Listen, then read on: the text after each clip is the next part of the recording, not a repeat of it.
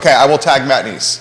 I'll do it right now. Here's what Keith's colleague, he's an agent, a realtor, wrote. I'm very curious of your take. It's a KW agent, too. Yeah, KW agent. Sizzle reel waiting to happen. Public service announcement for Charlottesville, Virginia. Congrats, home values will soar again this year. It's a fantastic time to talk to your realtor about selling. In my opinion, this year will be 2021 all over again. I am seeing multiple offer situations in competitive sales already. Matt Neese posted that. Anywhere you guys want to go?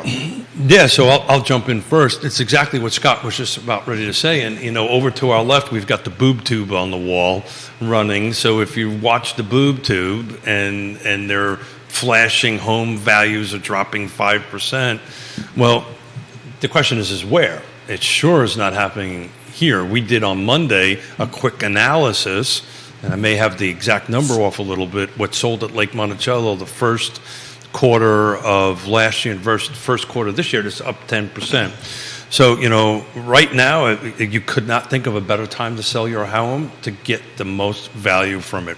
So to Scott's point, and that's happening all over. I mean, there was an Esmont home that we looked at, one of our agents looked at over the weekend, that they couldn't get in until 7:30 at night on Sunday because it was booked all the way through the weekend. So, shout out to Matt Neese, KW agent. He's spot on.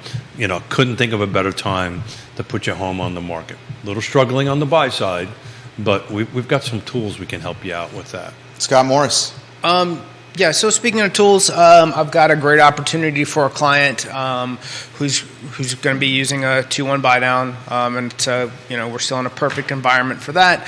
But when we talk about home prices declining and home prices increasing and competition and all these things, so there's a Wall Street Journal article that just came out, and it shows a divided line right at essentially the Mississippi. So anything west of that, Austin, Texas, west, those are declining markets, and the East Coast is absolute fire from Florida to New York, and part of that has to do with some of the decline in tech companies and growth, and how some of that activity has actually shifted over to the East Coast. That's exactly right. And we live in a area that when we were talking about what's going to happen with the economy and all of these things, where we said, we may not be recession proof, but we're definitely recession resistant.